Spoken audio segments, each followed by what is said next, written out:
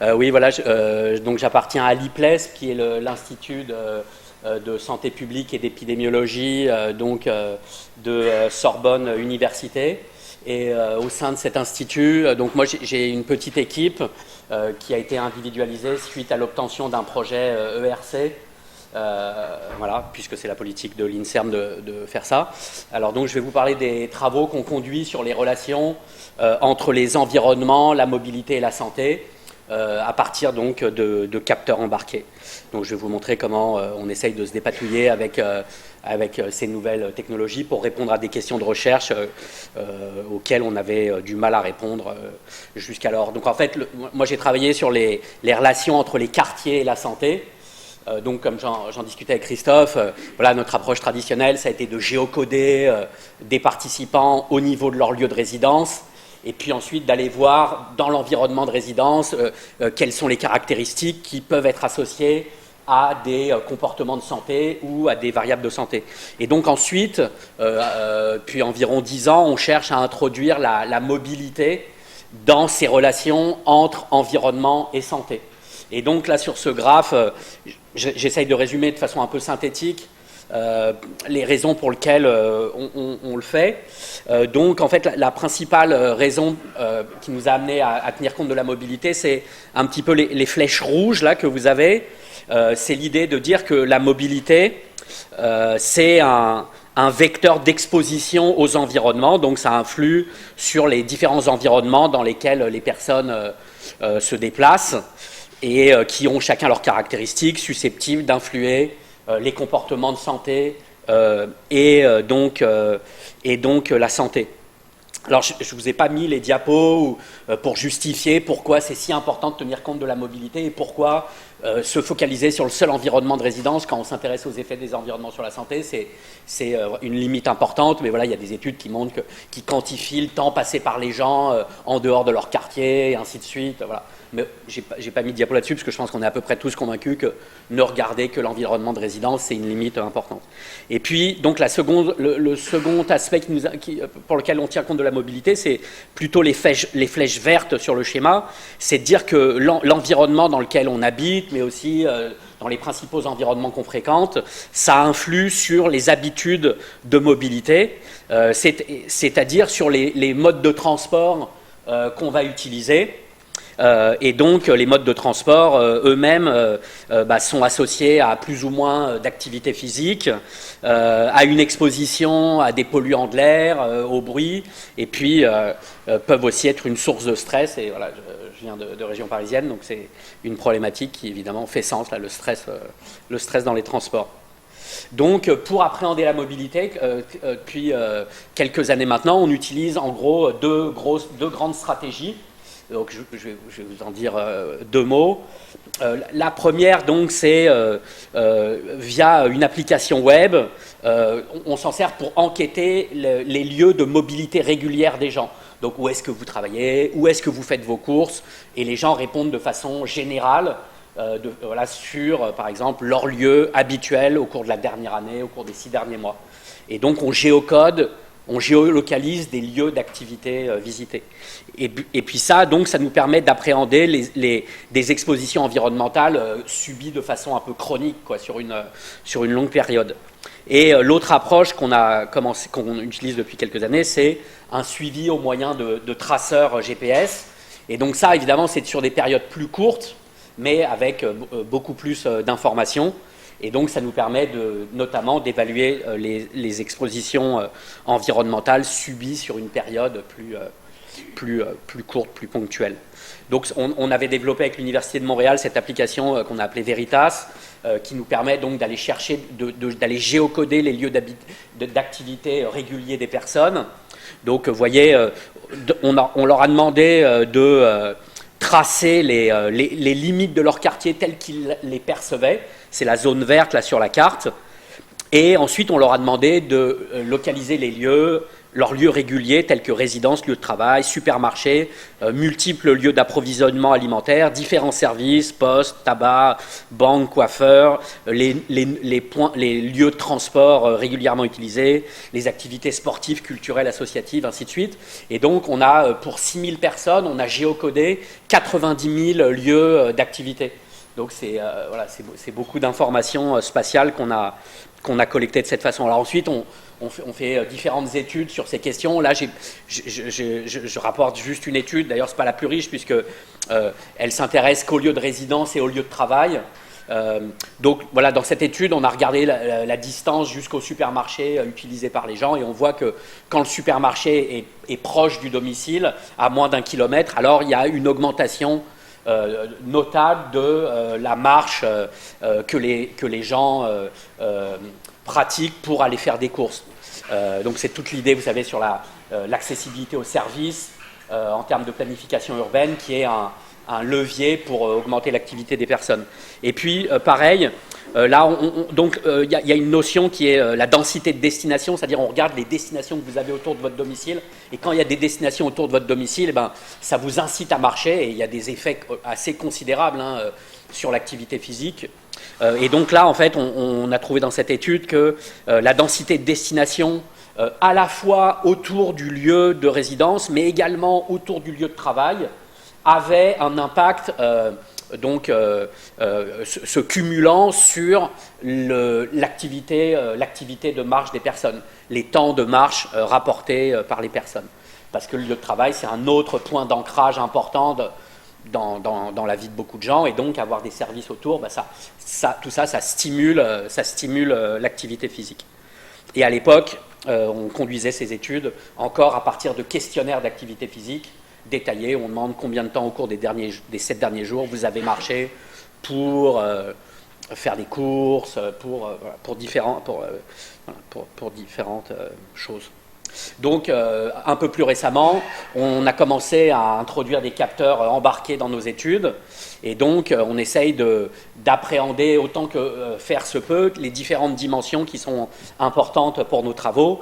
Donc, on utilise des capteurs de la localisation, des traceurs GPS, du comportement, c'est-à-dire de l'activité physique, des accéléromètres portés à la taille, mais également des couples d'accéléromètres portés au niveau du torse et des cuisses, qui permet donc d'appréhender la posture corporelle, ce qui est important aujourd'hui dans la littérature, vous savez, sur la sédentarité, où on ne veut plus connaître quantifier les mouvements corporels de façon globale, mais plutôt appréhender des postures telles que, par exemple, le fait d'être assis ou allongé et le temps donc passé dans des comportements sédentaires. Donc des capteurs pour appréhender les expositions environnementales, des polluants, le bruit, et puis donc des capteurs mesurant des paramètres sanitaires tels que la pression artérielle ou la fonction pulmonaire, sans oublier des smartphones qui nous permettent donc de réaliser des enquêtes en temps réel. Donc, nous, on a vraiment une spécificité dans la littérature un peu mondiale sur ces questions. On a développé une méthode particulière qui s'appuie sur les traceurs GPS et qu'on est à peu près les seuls à maîtriser. Donc, c'est une approche qui nécessite beaucoup de travail en termes de collecte de données, mais qui fournit ensuite des informations vraiment fiables.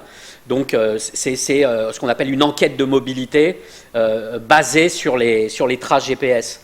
Donc, ce qu'on fait, c'est que nos participants portent un GPS pendant 7 jours, 6 jours, et ensuite les données sont collectées et elles sont traitées par des algorithmes vraiment performants qui vont découper les données GPS en séjours passés à un lieu ponctuel ou déplacement, et puis ensuite, y compris segmenter les déplacements en leur composante unimodale, c'est-à-dire j'ai marché, j'ai pris le bus, j'ai marché, et donc aussi avec des algorithmes qui s'efforcent de reconnaître les modes de transport utilisés par les personnes. Et donc ensuite, il y a ce travail d'algorithmie et toutes les données telles qu'identifiées par les algorithmes sont chargées dans une application web Donc vous avez une illustration ici, et là, on appelle les gens par téléphone, on réalise une enquête de mobilité qui ne met pas longtemps pour les participants, mais nous qui nous met pas mal de temps à préparer, et on va confirmer toutes les informations. Voilà, à quel lieu vous vous rendiez, qu'est-ce que vous faisiez à ce lieu, quels sont les modes de transport que vous avez utilisés dans chacun de vos déplacements sur 7 jours. Et donc, en fait, plus les algorithmes sont performants, plus l'enquête de mobilité, moins l'enquête de mobilité demande de travail. Et voilà, comme ça, on confirme l'information, on corrige l'information, et on peut aussi collecter des informations annexes. Donc l'enquête de mobilité, voilà, comme j'ai dit, on subdivise les déplacements en leurs composantes unimodales. Il y a certaines études où on veut vraiment... Ouais. Ça veut dire que vous êtes toujours en train de définir l'algorithme. Oui, alors en fait, non, là, nous par ailleurs, on développe des algorithmes, mais en toute franchise, sur cette application-là, on travaille avec une boîte américaine qui a passé 10-15 ans à développer une application. Donc, là, c'est une partie du travail qu'on sous-traite, cette enquête de mobilité, c'est-à-dire l'application qui nous permet de la réaliser. On sous-traite ça, et voilà. Mais parce qu'on a fait un peu le calcul que si on voulait redévelopper, c'est un outil extrêmement complexe, et si on voulait le redévelopper, ça serait plusieurs années et des sommes importantes. Donc il y a des études où on veut vraiment quantifier la distance, parce que nous on s'intéresse à l'activité physique, au déplacement. Donc on a nos assistants ingénieurs passent à travers les données dans l'enquête de mobilité, enlèvent les artefacts. Vous voyez, il reste, après traitement algorithmique, il reste toujours des artefacts dans les traces GPS. Donc on enlève les artefacts, parce que ça, par exemple, ça ne correspond pas à des déplacements réels. La pelote bleue, là, c'est des artefacts du GPS, vous voyez, alors que la personne est chez elle, avec le signal se reflète voilà, sur les bâtiments à côté. Ça produit ce genre de... Donc comme ça, on corrige les données GPS de façon à pouvoir calculer des distances parcourues. Et puis ensuite, des fois même, on complète les portions manquantes de trajectoire. Donc là, sur l'exemple du bas, il y a une personne, elle avait par exemple oublié son GPS à la maison pour aller faire un aller-retour à la boulangerie. Donc via l'application d'enquête, on cherche la boulangerie dans laquelle elle a été. Vous voyez, l'application s'appuie sur Google Maps, on retrouve la boulangerie, le trajet jusqu'à la boulangerie est imputé. Et puis même si on veut, on peut corriger l'itinéraire qu'elle a emprunté pour y aller. Vous voyez, donc c'est une enquête de mobilité qui est extrêmement précise. On peut la conduire à différents niveaux de précision, quoi. Nous, on le fait au niveau maximum. Et donc, en sortie de cette approche, on a un fichier géographique corrigé des trajectoires des personnes, corrigé et puis annoté, quoi, nous disant quels sont les modes employés, les lieux, ainsi de suite. Et puis, ce qu'on appelle, nous, la table horaire des lieux visités et des déplacements réalisés. Vous voyez, elle est illustrée ici, c'est genre, j'étais chez moi, le travail, restaurant, magasin d'habits, et puis entre les déplacements, donc décomposés en segments unimodaux. Donc ensuite, cette enquête de mobilité, évidemment, c'est un outil qu'on peut mettre en regard des données qu'on collecte avec des capteurs embarqués qui, eux, fournissent des données horodatées à la seconde, donc un capteur de bruit, un capteur de polluants, un capteur d'activité physique, vous voyez. Donc c'est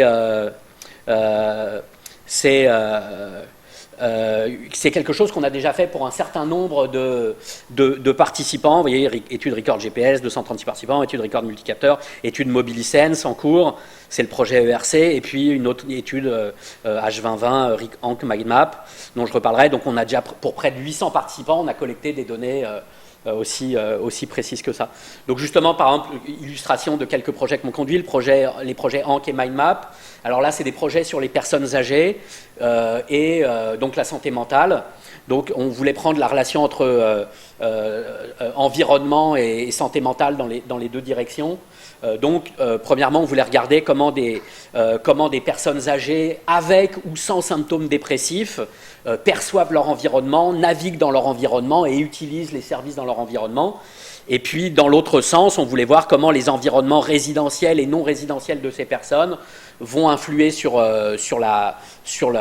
l'état dépressif des personnes. Alors, je reviendrai là-dessus, mais avec ces études, ce qu'on essaye de faire, justement, c'est qu'on compare des personnes entre elles, mais on compare aussi, c'est là que c'est particulièrement intéressant, on compare la même personne, on compare chaque personne à elle-même à différents moments du suivi, selon ses expositions, et ainsi de suite. Et donc, au final, on veut voir comment les environnements construits, la mobilité quotidienne et les réseaux de contact influent sur le vieillissement en bonne santé. Donc, on collecte des données avec des GPS, des accéléromètres. En fait, on on demande aussi aux personnes du ménage de porter des détecteurs de proximité pour voir quand ils sont ensemble, pas ensemble. Et puis surtout, on réalise une enquête vraiment précise du réseau de contact des personnes. Donc on leur demande, on va vraiment essayer de balayer tout leur réseau de contact. On demande quels sont les liens qu'elles ont avec chacune des personnes. Et puis ensuite aussi, quelles sont les personnes qu'elles connaissent, qui se connaissent entre elles. Et enfin, on collecte de l'information géographique sur où est-ce que ces personnes se côtoient. Voilà, où est-ce que ces personnes se côtoient à l'aide des outils dont j'ai parlé précédemment. Et puis on teste un marqueur du stress qui est l'activité électrodermale, la conductance électrique de la peau. Donc ça, c'est quelque chose qu'on fait vraiment de façon un peu expérimentale, parce que voilà, tout ça reste à valider. Voilà, autre projet basé un peu sur le même genre de méthode, avec des capteurs légèrement différents. Donc c'est le projet MobiliSense. Donc là, on est parti du constat qu'il y avait peu d'études qui avaient regardé l'exposition personnelle à la fois à des polluants de l'air et au bruit. Que les études qui ont évalué les expositions environnementales, par exemple l'exposition à des polluants de l'air, souvent en fait elles n'ont pas évalué l'activité de transport de façon ultra détaillée comme nous on est capable de le faire avec l'enquête de mobilité. Et puis que dans ces études sur les effets des expositions environnementales, donc on a soit des études long terme, l'impact par exemple de la pollution sur une longue période, soit des études vraiment très court terme, mais pas vraiment une combinaison des deux. Donc nous, on a essayé d'explorer les effets à court terme et à, disons, un peu plus long terme, à moyen terme. Donc les effets que l'exposition à la pollution de l'air et au bruit liés aux habitudes personnelles de transport peuvent avoir sur des facteurs respiratoires et cardiovasculaires. Donc voilà, on a échantillonné dans le recensement.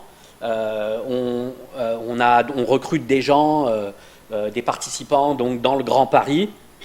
On collecte des données pendant 6 jours, donc voilà, avec spirométrie, mesure de la tension artérielle au repos et ambulatoire, et puis exposition personnelle au bruit à des polluants de l'air. Et donc le but, c'est de répéter cette collecte pour les mêmes participants après 2 ans, donc une seconde collecte par capteur. Et puis, voilà, à partir de là, d'étudier les effets de ces expositions environnementales à court terme et à moyen terme, donc sur les paramètres qui sont mesurés. Et donc, on cherche à tenir compte du stress dans les transports. Donc là, bon, je ne vais pas détailler, mais c'est un bon exemple des soucis qu'on rencontre avec les technologies. On avait mis en place une approche vraiment top pour réaliser une enquête par smartphone du stress subi par les personnes dans leur déplacement. Et voilà, je ne vous détaille pas l'architecture parce que c'était vraiment compliqué sur le plan techno. Et en fait, on a eu vraiment une succession de problèmes. Et finalement, on n'a pas pu réaliser cette enquête-là. On utilise les smartphones pour d'autres choses, pour réaliser des enquêtes sur... mais ça, c'était quelque chose d'assez particulier. Et finalement, pour enquêter le niveau de stress subi par les personnes déplacement par déplacement, on se rabat sur un bon vieux journal de bord papier. Mais c'est un peu une illustration des difficultés qu'on peut rencontrer.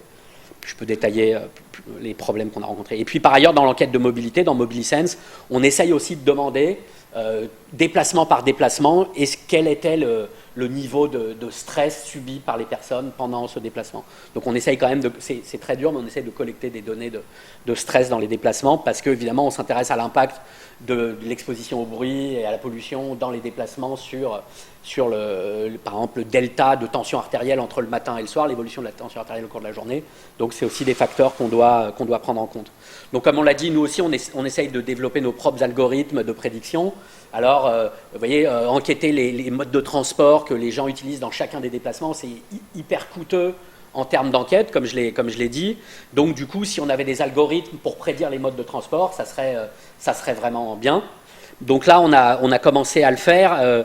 Donc on voulait prédire le mode de transport en 4 catégories: la marche, le vélo, le transport motorisé, personnel et les transports en commun.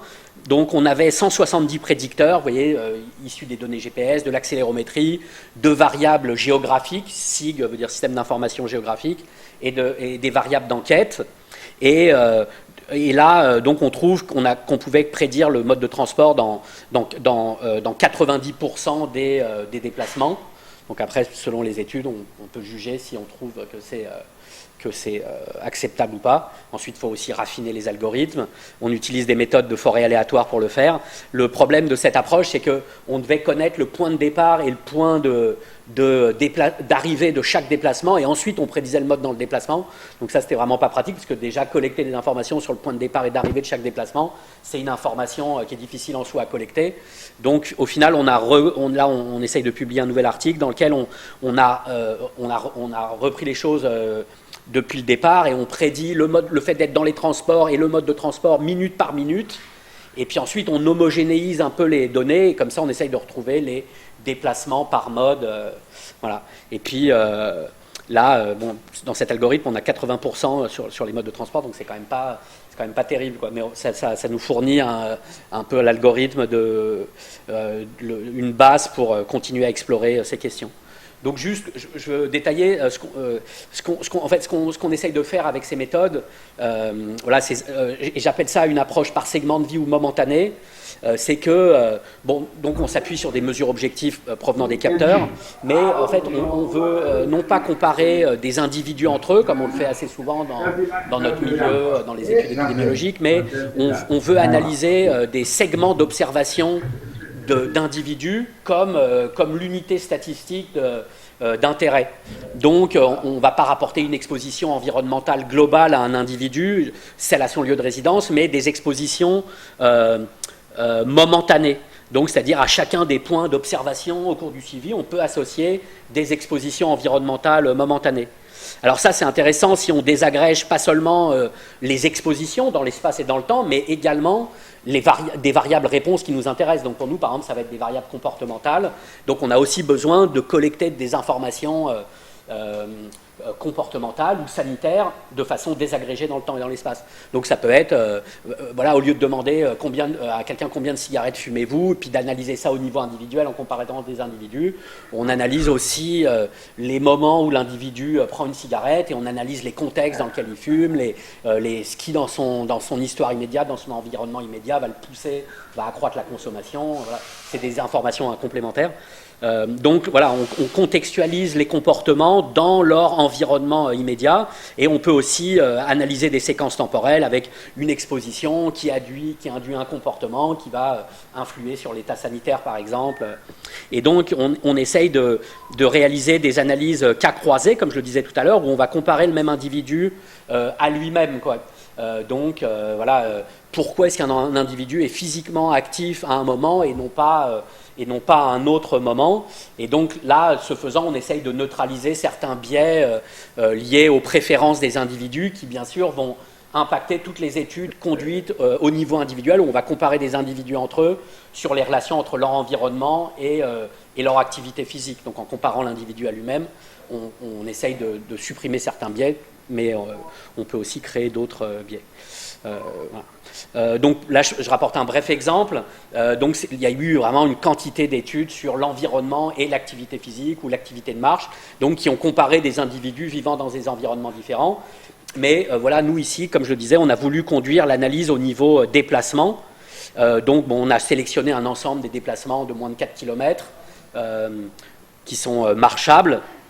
Et puis la variable d'intérêt, c'était de savoir si le déplacement avait été entièrement marché ou non par un individu. Et donc on a mesuré des variables environnementales au niveau du lieu de résidence, mais également au point de départ et d'arrivée de chacun des déplacements de la personne. Et donc on réalise une analyse cas croisée où on compare donc chaque individu à lui-même dans ses déplacements. Donc on exclut les individus qui ont que des déplacements marchés ou que des déplacements non marchés, parce qu'on ne peut pas les comparer eux-mêmes. Et donc voilà, on neutralise ainsi les facteurs de confusion individuels qui ne varient pas au cours du temps. Et donc là c'est une régression binomiale avec des risques relatifs. Donc on voit que le nombre de services à l'origine du déplacement et à l'arrivée du déplacement sont associés donc de façon cumulative, de façon dose-réponse, avec la probabilité de marcher dans le déplacement en question. Et il en va de même pour les espaces verts. Voilà, avec également les espaces verts à l'origine et à l'arrivée du déplacement qui sont associés avec la probabilité de marcher. Donc c'est des risques relatifs qui ne sont pas très forts, mais néanmoins quand on les cumule tous, enfin quand on les cumule, on arrive quand même à des disparités importantes. Et donc là, il est intéressant de voir que c'est vraiment le même individu qui parfois va marcher, parfois ne va pas marcher. Et que ça, c'est aussi lié à c'est aussi lié à l'environnement, aux opportunités environnementales qu'il a autour de lui. Voilà. Donc on retrouve des résultats qui ont été trouvés dans la littérature qui compare les individus entre eux, les services, la verdure dans l'environnement, mais voilà. On le montre d'une façon différente. Alors on a travaillé sur une notion, parce que tout le monde s'est un peu engouffré dans des approches de ce genre, enfin, en tout cas utiliser des traceurs GPS pour étudier les relations environnement-santé, mais les investigateurs ont été un peu rapides là, et puis ils n'ont pas mesuré les biais qui pouvaient être associés à tout ça. Donc il y a un biais qu'on appelle nous le biais de mobilité sélective. Là on a une étude qui montre que oui, voilà, une densité élevée de restaurants fast-food est associée à une consommation plus élevée de graisses saturées, de céréales complètes. Donc lorsque l'exposition elle a été évaluée dans la trajectoire GPS des gens, c'est-à-dire cette exposition au restaurant fast-food, mais par contre il n'y avait pas d'association au niveau du quartier de résidence quand l'exposition au restaurant fast-food était mesurée dans le quartier de résidence des personnes. Et donc ça, nous on a expliqué que c'était probablement dû à un biais qu'on appelle le biais de mobilité sélective, qui est qu'en fait, les gens, il y a des gens qui ont un attrait pour ce genre de nourriture, donc probablement ils ont visité des restaurants fast-food au cours de la période, et puis la variable soi-disant d'exposition au restaurant fast-food mesurée dans la trace GPS, en fait, elle capture cette utilisation des restaurants fast-food, elle appelle ça une exposition, mais c'est pas une exposition, c'est un comportement motivé par une préférence, et donc c'est un biais de confusion, comme je l'illustre ici. Donc c'est parce que les mesures d'accessibilité, en fait, la mesure d'accessibilité d'exposition qui a été utilisée, elle est également déterminée à partir des restaurants fast-food qui ont été spécifiquement visités pour consommer ce genre de nourriture. Donc ça va pas du tout, mais c'est un biais qui est quand même largement répandu dans la littérature. Donc nous, on a essayé de quantifier ce biais. Là, on a utilisé l'enquête Veritas que je vous ai présentée, 5000 personnes qui ont géocodé 57 000 lieux. Donc la variable réponse était avoir utilisé une piscine au cours des 7 derniers jours. Et puis on a calculé la distance jusqu'à la piscine la plus proche. Et donc ça, on l'a calculé à partir du domicile, et du lieu de travail, à partir la distance à la piscine la plus proche, à partir de l'ensemble des destinations, des 57 000 destinations rapportées par les personnes. Et ces destinations pouvaient inclure des piscines spécifiquement visitées par les personnes pour aller nager. Donc là, c'est la mesure qui est biaisée un peu comme dans l'étude précédente. Et puis ensuite, on appelle ça la mesure d'accessibilité dans l'espace d'activité. Et on l'a également calculé, donc cette distance jusqu'à la piscine la plus proche, dans un espace d'activité tronqué, c'est-à-dire on tient compte de tous les lieux d'activité des gens, mais quand même on enlève les piscines spécifiquement visitées par les gens pour aller nager. Donc on trouve que l'accessibilité à partir du domicile n'était pas associée à la probabilité d'avoir utilisé une piscine au cours des 7 derniers jours. Idem pour lieu de travail et domicile. Par contre, comme attendu, quand je tiens compte de l'ensemble des lieux pour calculer cette accessibilité, là je trouve une association. Là, les coefficients ils sont exprimés sur l'échelle des probabilités, donc c'est plus 12 dans la probabilité d'avoir utilisé une piscine au cours des 7 derniers jours. Et puis par contre, quand on corrige le biais, on voit que la force d'association, le coefficient est divisé par 3.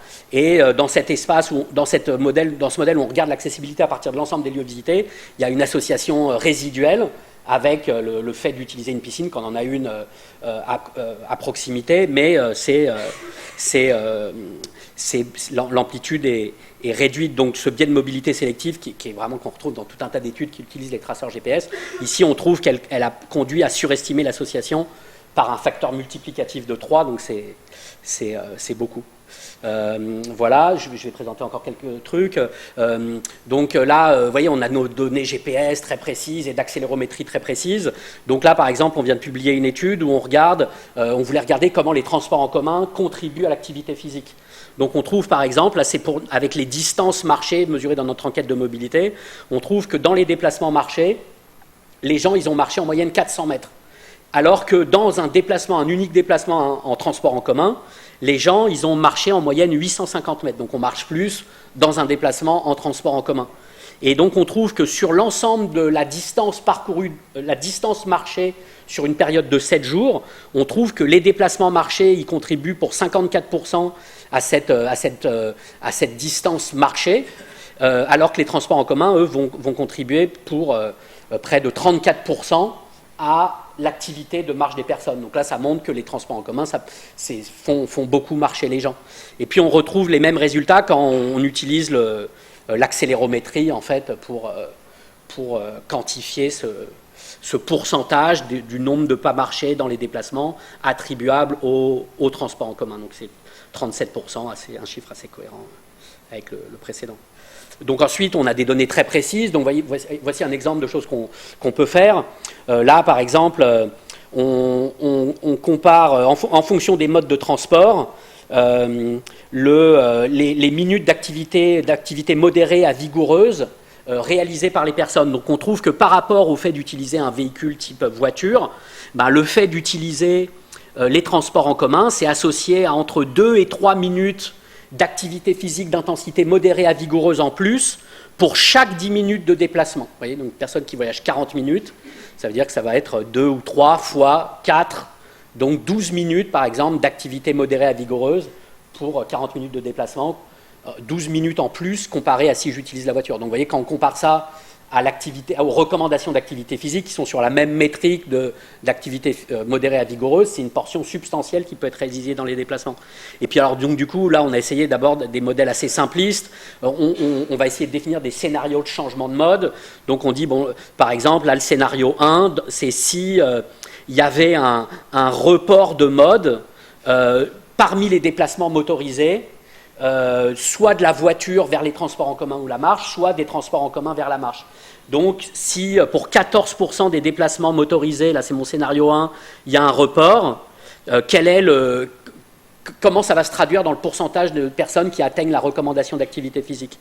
Donc là, il y a 35% des participants qui atteignent la recommandation d'activité physique, telle qu'évaluée par accélérométrie, et on trouve que ce scénario 1, il est associé à une augmentation de 6 points du pourcentage des gens qui atteignent la recommandation d'activité physique.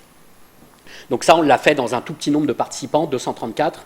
Donc, vous voyez, ça ne va pas. Mais ça donne quand même une idée.